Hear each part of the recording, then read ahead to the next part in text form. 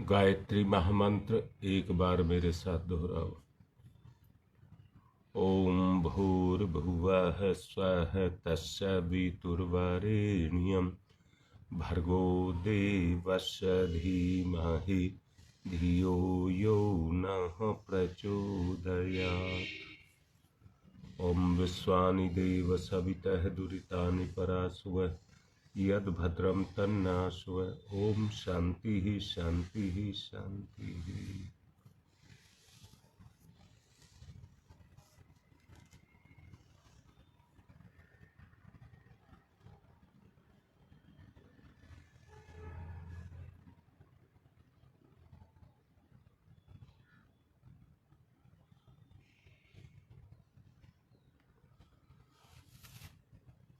जैसा कि आपको समझाया जा रहा है,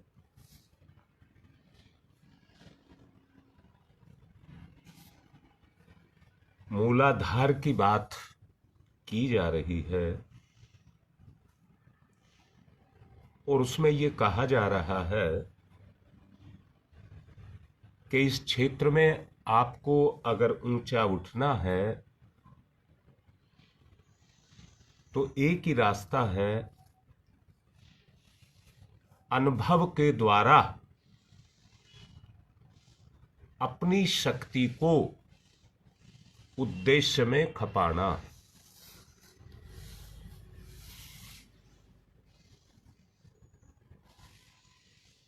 मैं पूछना चाहूंगा,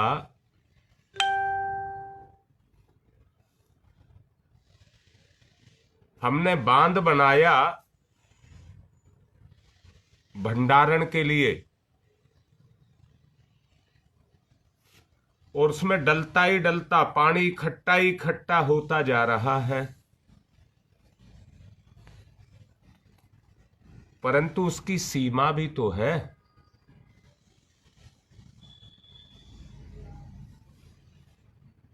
दोबारा से बोलूंगा, ध्यान से समझना।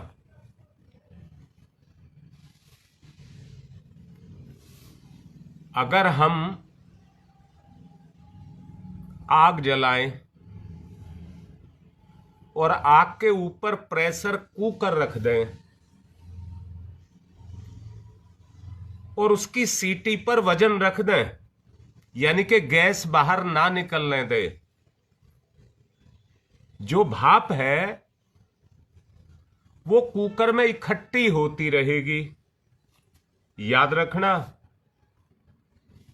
जो नीचे से आग जल रही है प्रेशर उसमें नहीं है, वो तो केवल अपना काम कर रही है गर्मी देने का। भाप जिस बर्तन में इकट्ठी हो रही है प्रेशर उसमें बन रहा है। अगर अधिक प्रेशर होने पर उसको बाहर निकलने से रोका गया तो वो कुकर को फाड़ देगी, वो कुकर को फाड़ देगी। अर्थात ऊर्जा को एक सीमा तक इकट्ठा किया जा सकता है।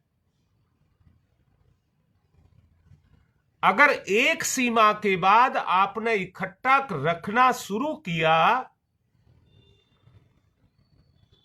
तो वो आपसे रुकेगी नहीं।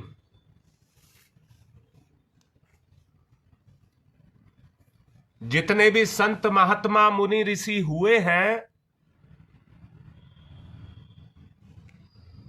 वो समाज की भलाई के लिए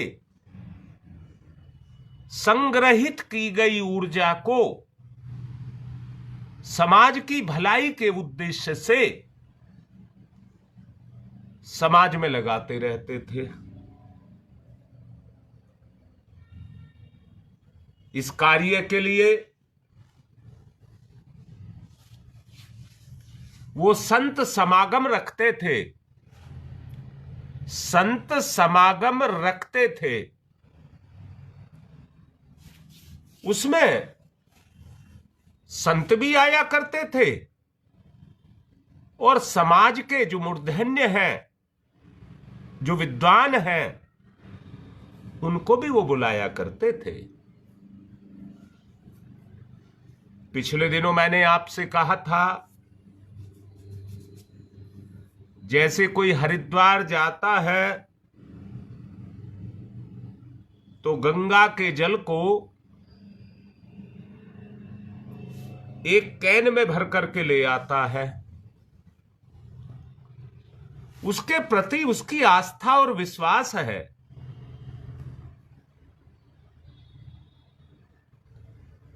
गंगा तो गंगा सागर से लगा करके और हिमालय तक की कितनी लंबी यात्रा करती है।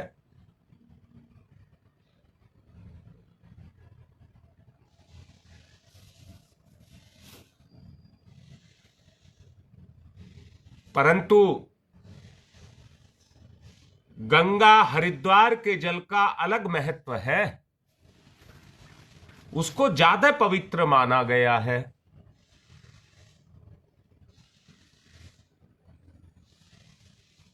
बेटा,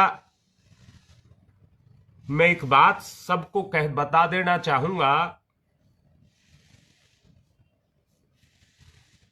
किस शब्द में कहूं, गंगा वास्तव में कोई स्वतंत्र नदी नहीं है। कई नदियों के मिलने से गंगा का निर्माण हुआ है। जानते हैं,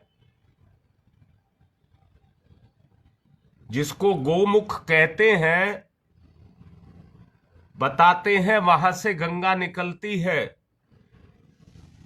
परंतु ये सही नहीं है।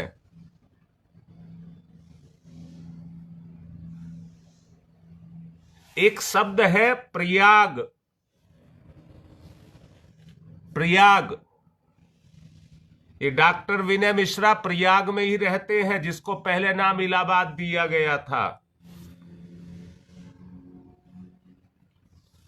तो प्रयाग क्या है, बताता हूं। जब नदी के दो स्रोत आपस में आकर के मिलते हैं, तो जो स्रोत बड़ा होता है उसी का नाम मिलता है। परंतु हिमालय के क्षेत्र में 5 प्रयाग हैं। 5 प्रयाग हैं। वो 5 प्रयाग कैसे बने, इसके बारे में मैं आपको बताना चाहूंगा। मैंने अभी कहा, 2 नदियां जब आपस में मिलती हैं तो जो गहरी और बड़ी नदी होती है उसी का नाम पड़ता है, छोटी का नहीं पड़ता। पर जहां 2 बराबर की नदियां आकर के मिलती हैं उसको प्रयाग कहते हैं, और वहां से एक अगला नाम आ जाता है। कहीं मंदाकिनी बड़ी, कहीं अलकनंदा बड़ी, आगे बढ़ती गईं, परंतु बराबर की 5 नदियां आकर के मिली। 5वीं पर उसका नाम गंगा पड़ा। 5वीं पर उसका नाम गंगा पड़ा। और बाबा राम, एक बात जान लेना, गंगा और यमुना लगभग बराबर की नदी हैं, परंतु यमुना के मुकाबले में गंगा का विस्तार ज्यादा है। तो प्रयाग में मिलने के बाद अगला नाम नहीं दिया गया। गंगा और यमुना के मिलने के बाद तीसरा नाम नहीं दिया गया। क्यों? क्योंकि दोनों नदियां समान नहीं थी। गंगा की क्षमता ज्यादा थी, इसलिए गंगा ने अपने आप में समेट लिया यमुना को और आगे बढ़ गई गंगा। गंगा सागर में गिरने तक उसका नाम गंगा ही रहा।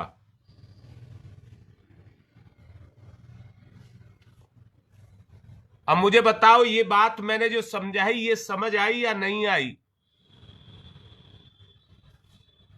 बोलो, फिर आगे की बात बताऊंगा।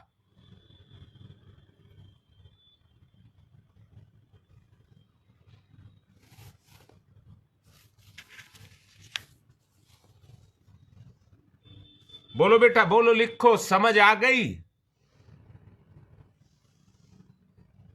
फिर आगे चलें।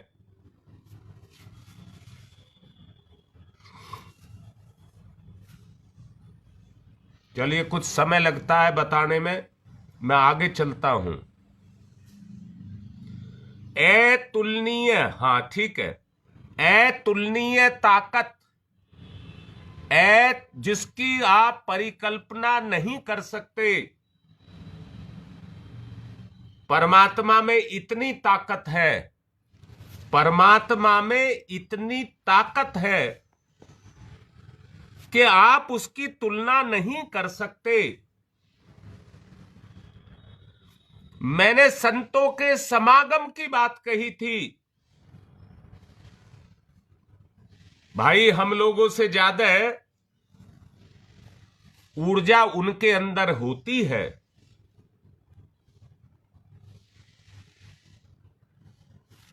परंतु जब वो समागम करते हैं, नहीं बेटा, कोई अस्तित्व नहीं है, ये तो बहुत नीचे आकर के गंगा बनी है। मुझे पूरे नाम याद नहीं है उनके प्रयागों के, इसलिए मैं ज्यादा नहीं छेड़ रहा उसको, आपको समझाने के लिए बताया है। शायद अंत में रुद्रप्रयाग ही है, शायद, मुझे नहीं पता, मैं गया भी नहीं हूं। वहां के बाद इसका नाम गंगा पड़ा है। अब मैं आपसे ये कह रहा हूं, हम सब परमात्मा से उद्भव प्रकट हुए ऊर्जा के स्रोत हैं। हम सब, जितनी हमारे परमात्मा में क्षमता है, उस क्षमता के गुण हमारे अंदर भी हैं। उस, बेटा दोबारा बता दूंगा, कोई बात नहीं, समझिए। मैंने अभी ये बताया है बेटा, जब दो नदियां मिलती हैं, एक नदी छोटी और एक नदी बड़ी, बेटा ध्यान लगाना, मन से कर समझना, एक नदी छोटी और एक नदी बड़ी, तो बताओ किसका नाम चले? किसका नाम चले? वहां पर बड़ी नदी का ही नाम चलता है।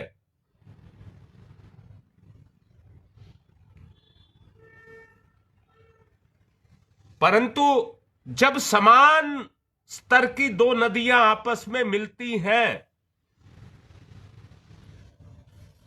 और उनका समागम हो जाए, तो फिर एक तीसरा नाम उनको दिया जाता है, क्योंकि बराबर की हैं,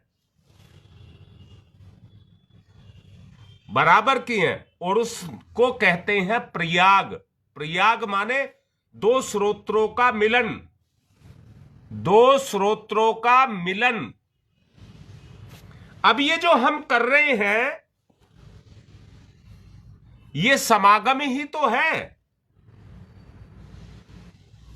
कैसा समागम है?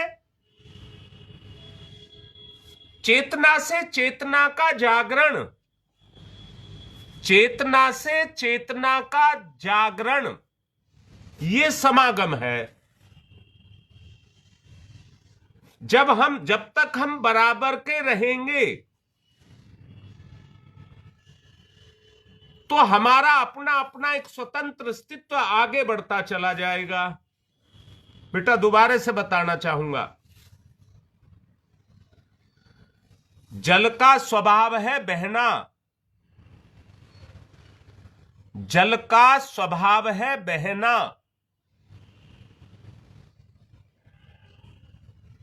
चेतना का स्वभाव है शक्ति को अर्जित करना।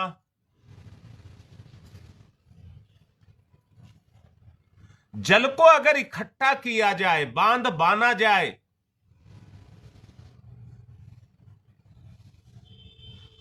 तो वो सृजन में काम आती है कि नहीं आती है। ऐसी ही हमारी भी शक्ति अगर आपस में मिले, समागम हो, तो वो सृजन में लगे, वो सृजन में लगे।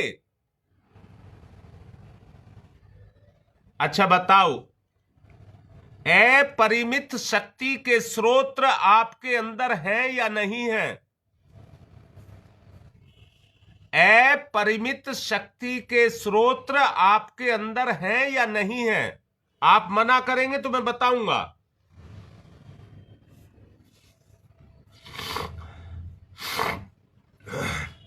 पूछो बेटा, अगर नहीं समझ आ रही है तो पूछो।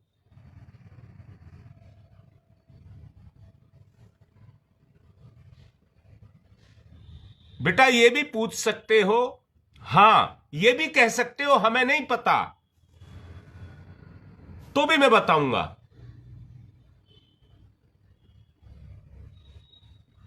मैंने आपसे कहा है अपरिमित शक्ति के स्रोत आपके अंदर है।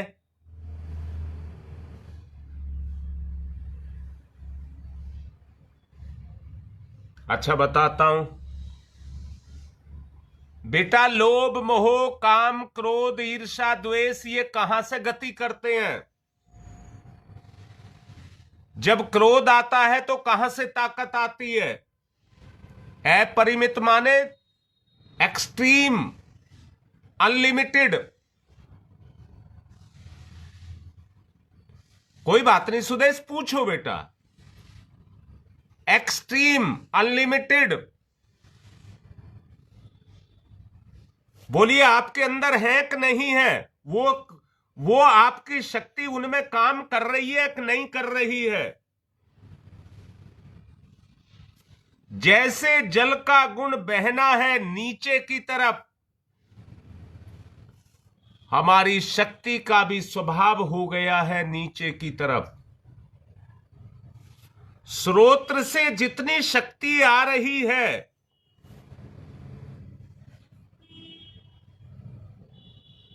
बेटा देखो देखो, सच्चाई को देखो, पहचानो। स्रोत से जितनी ताकत आ रही है, वो दुर्गुणों में, दुर्भाव में, द्वेष में, ईर्ष्या में, विकारों में लग रही है कि नहीं लग रही है?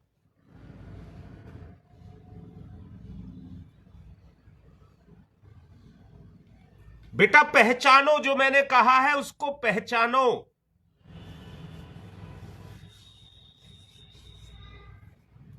अगर पहचानोगे तो जागृत होगी। आपको उसको जगाना पड़ेगा, अपने आप को जगाना पड़ेगा।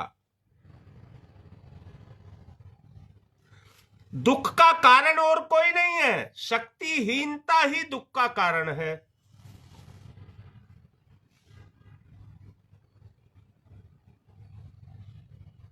बस योगेश देखिए, आप ही बोल रहे हैं बेटा, आप ही बोल रहे हैं।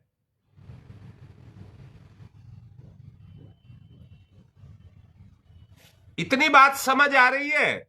सुदेश बताओ, पूजा बताओ बेटा, इतनी बात समझ आ रही है?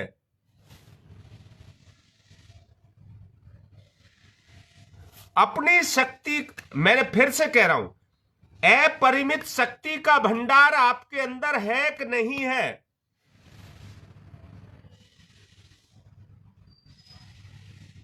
बेटा जितने अवतार हुए हैं, वो इस धरती पर अपनी शक्ति को बटोरते हुए इतनी क्षमताओं को अपने आप में पैदा करते चले गए कि उन्हें भगवान का साक्षात अवतार मान लिया गया, वर्ण कर लिया गया।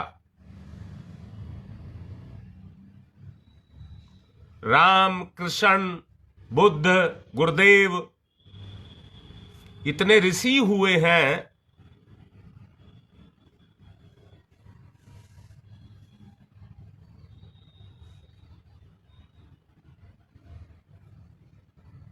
मैं तो ये कह रहा हूं बेटा सुदेश, अगर शक्ति का क्षरण बंद हो जाए, बेटा जैसे पानी का स्रोत निरंतर बहता रहता है, वैसे ही हमारे अंदर भी शक्ति का निरंतर स्रोत बहता रहता है। अब मैं दोबारा बता रहा हूं बेटा, फिर से समझिए। ईश्वर का चैतन्य स्वरूप आत्मा के रूप में हमारे अंदर विद्यमान है।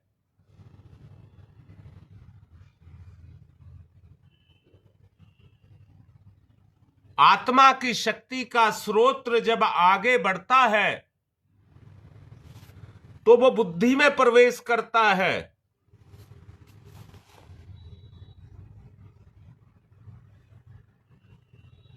जब बुद्धि में प्रवेश करता है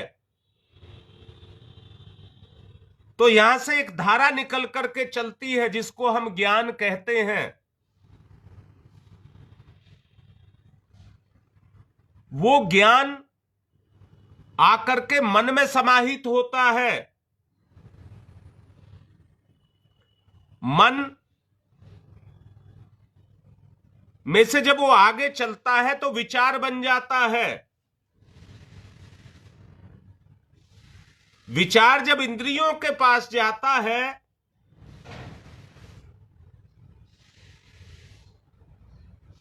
तो वो गुण बनता है। कर्म, गुण, कर्म और स्वभाव। गुण कर्म दोनों मिले स्वभाव, और स्वभाव के कारण हम उसको अपनी आदत भी कह सकते हैं। उसी के अंदर हमारी चेतना समाहित होती रहती है। अभी मैंने कहा अगर इंद्रियों की गति बंद हो जाए तो ऊर्जा का क्षरण बंद हो जाए। ऊर्जा का क्षरण बंद हो जाए, अगर ऊर्जा का क्षरण बंद हो जाए तो बुद्धि में वो ज्ञान समाहित होता रहेगा। आपका विचार ऊर्ध्वगामी हो जाएगा। मन के द्वारा आपका विचार ऊर्ध्वगामी हो जाएगा, मन में स्टोर होने लगेगा।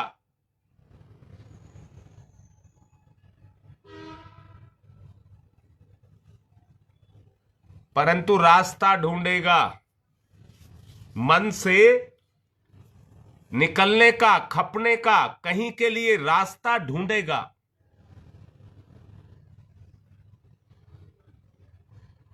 कि मुझे रास्ता मिल जाए। और यहां मैंने बताया आपको, कल बताया था शायद, अहंकार की बात कही। अहंकार की बात जरा सोचो, जिसका कचुंबर निकल जाता है वो किसी से अटकता नहीं है, बचने की कोशिश करता है। हीनता के भाव आ जाते हैं। परंतु जो ऊर्जा की क्षमता बढ़ती जाती है उसमें अहंकार आता जाता है, और वो अपनी ऊर्जा को व्यसन में, अहंकार में, व्यसन में उसमें अपनी ऊर्जा को लगाता रहता है। बोलो, इतनी बात समझ आ रही है नहीं आ रही?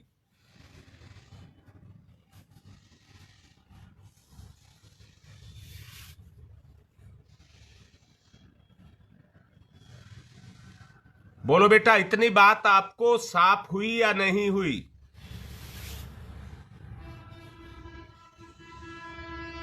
जीवन में जितने भी दुख परेशानी है, वो अपनी समस्याओं को हल ना करने के कारण ही है।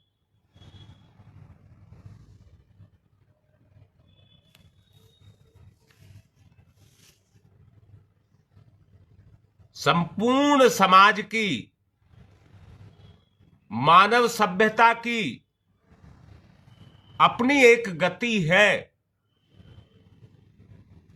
उस गति के द्वारा ही सभ्यता का निर्माण होता है।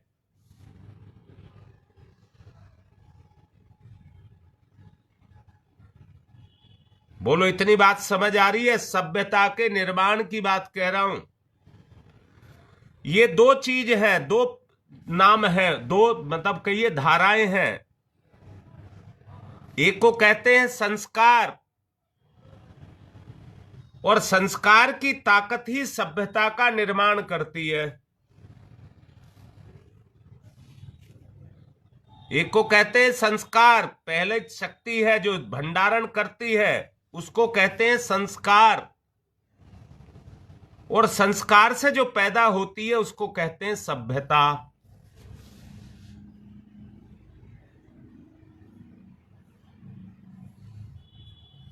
किसी इंसान में जब साधारण सी समस्याओं को हल करने का भी मादा नहीं रह जाता है,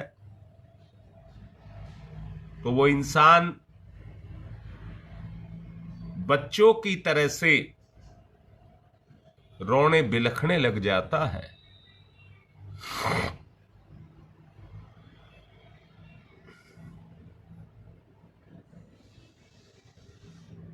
जी योगेश, यही सत्य बात है। अपनी क्षमताओं को बढ़ाना है, अपने स्तर को बड़ा करना है, तो ये आपको देखना पड़ेगा कि आपकी क्षमता कहां पर खप रही है। अच्छा, कई बार ऐसा भी तो हो जाता है योगेश, भगवान ये पवन कहने लग जाए कि योगेश को बहुत ताकत दी है भगवान ने, मुझे कम दी है।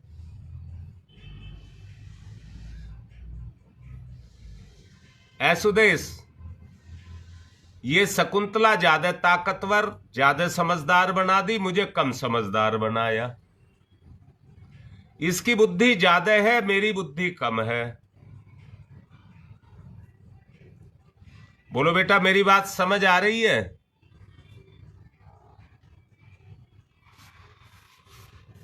फिर उसी समागम की बात कहूंगा।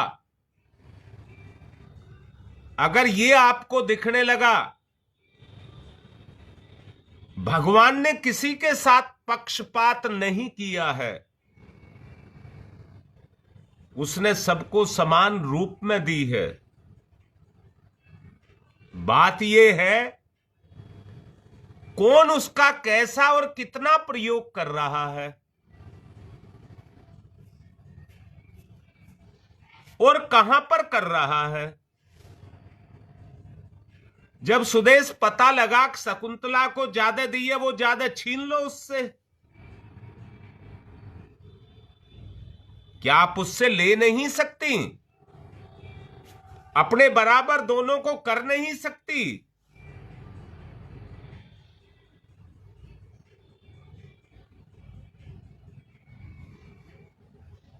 अरे यही तो काम करना है।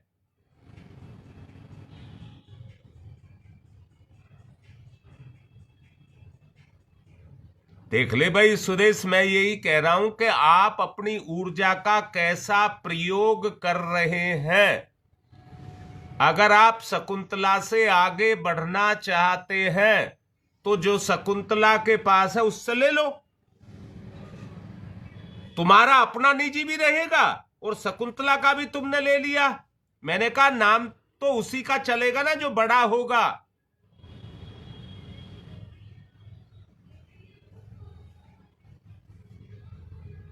कर ले बेटा, ललिता जी यही तो मैं कहना चाह रहा हूं, तुम कर लो और इतना कर लो कि गुरुदेव से भी आगे निकल जाओ। ये एक ऐसा क्षेत्र है, अपने बच्चों से बाप कभी ईर्ष्या नहीं करता है, यही चाहता है कि मेरा बच्चा मुझसे आगे निकल जाए।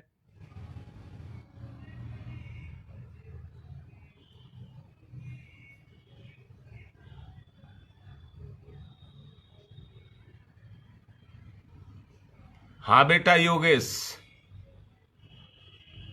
बोलो। मैंने कहा अहंकार की बात कही, मेरा नाम हो, मेरा नाम हो, मेरे गीत गाए जाए, मैं बड़ा मैं बड़ा मैं बड़ा। ना ना ना ना, जो जितना हजम कर रहा है, जो जितना गंभीर है, वो उतना ही बड़ा है।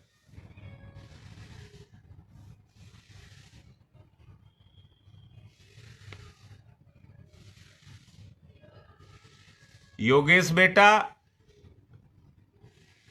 जो बात मुझे तुमने सरोज की कही उसी पर मैं इसको समझा रहा हूं। मैं सब कुछ महसूस करता हूं।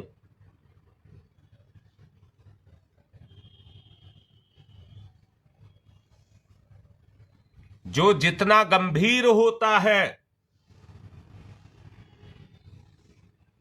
नहीं बेटा मैंने बताया था, एक बात मैंने कहा था जितेंद्र, तीसरा दिन है आज जब मैंने कही थी,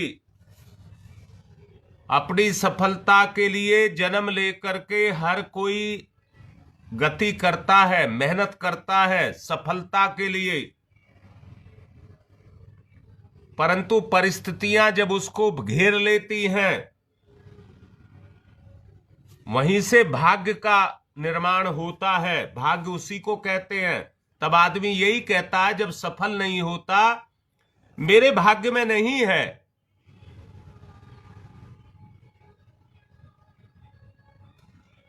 हां बेटा, जब वो इस बात को लांग करके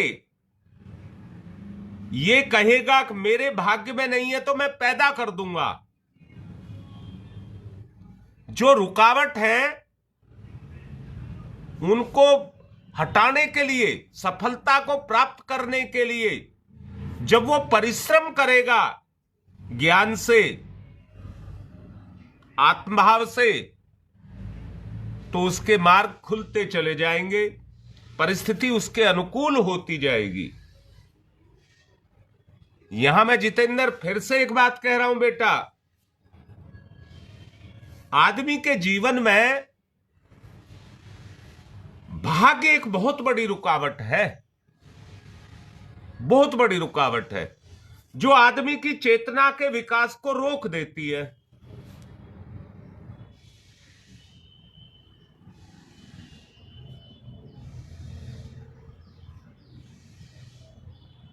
जी अंदर देखो बेटा, सुदेश अंदर से देखो, जो बोल रही है अंदर से देखो, तुम्हारे विचारों में कितनी ताकत है, कितनी स्थिरता है,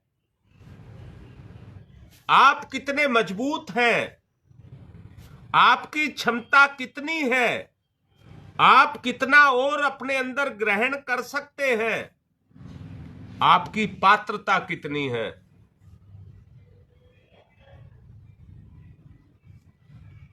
तो बेटा जो भाग्य को कहता है वो सिर को पीटता है।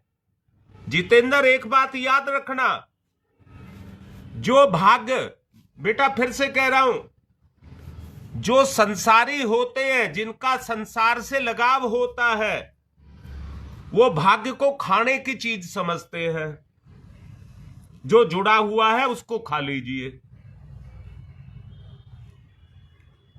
परंतु जिसने लक्ष्य बना लिया, मैं भाग्य के भरोसे नहीं रहूंगा, भाग्य मेरे भरोसे रहेगा, मुझे अपने भाग्य को बढ़ाना है, विस्तार करना है, अपनी पात्रता का विस्तार करना है।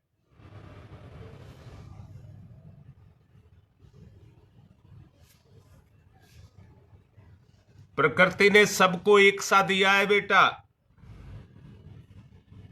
परंतु सब कुछ हमारी सोच पर टिका है। सब कुछ हमारी सोच पर टिका है।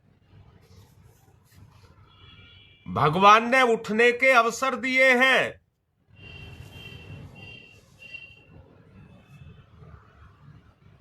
भगवान ने उठने के अवसर दिए हैं। क्या ये अवसर नहीं मिल रहा आपको? क्या आपको पहचान नहीं आ रही? क्या आपको समझ नहीं आ रही? क्या आपको उठना नहीं है? इन बातों का निर्धारण करना होगा। समय गुजर रहा है। अपने चैतन्य स्वरूप को उठाइए। चेतना से चेतना का मिलन, विलय, चेतना में चेतना का विलय, जैसे दो नदियों का विलय, एकाकार, समता, समानता, कोई भेद नहीं। मैं चैतन्य हूं।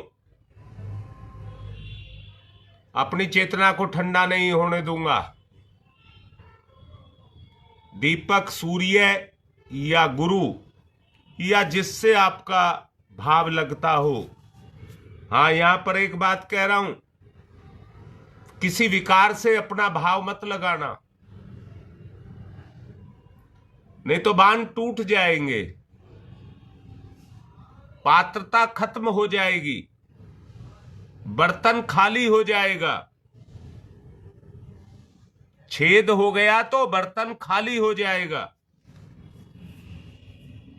जो जितेंद्र ने लिखा, फिर भाग्य के भरोसे हो जाएगा, मजबूर हो जाएगा। मेरे साथ साथ दोहराएं। भाव, एहसास, फीलिंग महसूस करिए। ओम भूर्भुवः स्वः तत्सवितुर्वरेण्यं भर्गो देवस्य धीमहि धियो यो नः प्रचोदयात्। देखते जाएं, सब चीज आपके अंदर गति करती जाएंगी। ओम भूर्भुवः स्वः तत्सवितुर्वरेण्यं भर्गो देवस्य धीमहि धियो यो नः प्रचोदयात्। भंडारण करिए। ओम भूर्भुवः स्वः तत्सवितुर्वरेण्यं भर्गो देवस्य धीमहि धियो यो नः प्रचोदयात्। ओम भूर्भुवः स्वः तत्सवितुर्वरेण्यं भर्गो देवस्य धीमहि धियो यो नः प्रचोदयात्। ओम भूर्भुवः स्वः तत्सवितुर्वरेण्यं भर्गो देवस्य धीमहि धियो यो नः प्रचोदयात्। देखिए किस किस को चैतन्य में रस आ रहा है। अपने अंदर झांक करके देखिए, अनुभूति होगी।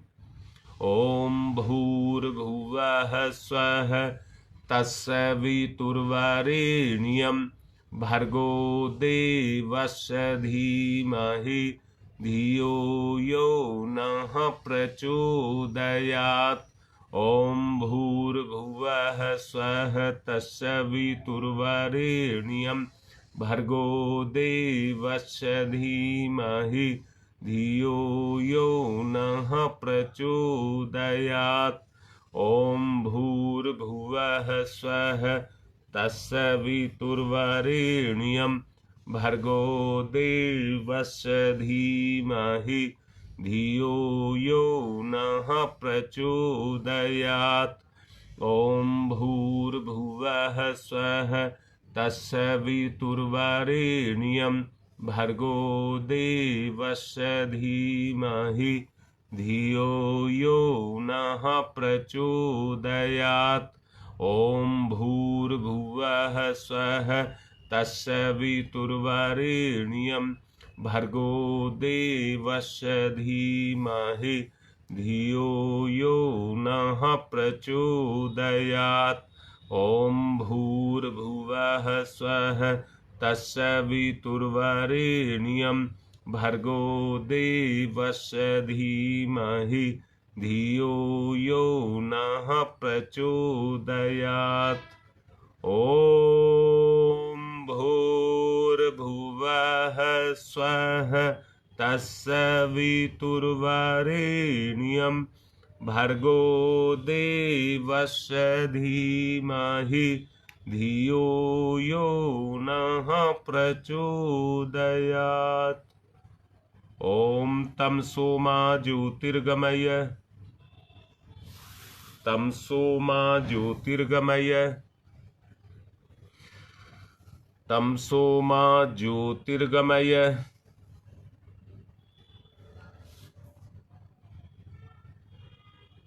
असतो मा सद्गमय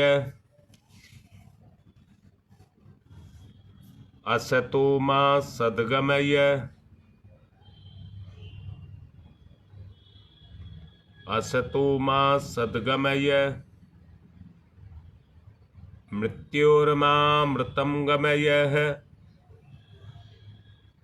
मृत्योर्मामृतं गमय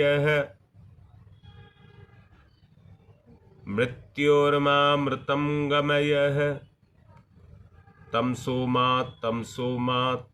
मा ज्योतिर्गमय ज्योतिर्गमय ज्योतिर्गमय। असतो मा अस्तो मा सद्गमय सद्गमय सद्गमय। मृत्योर्मामृतं गमय अमृतं गमय अमृतं गमय। दोनों हाथ रगड़िए, मुख पर फिराइए।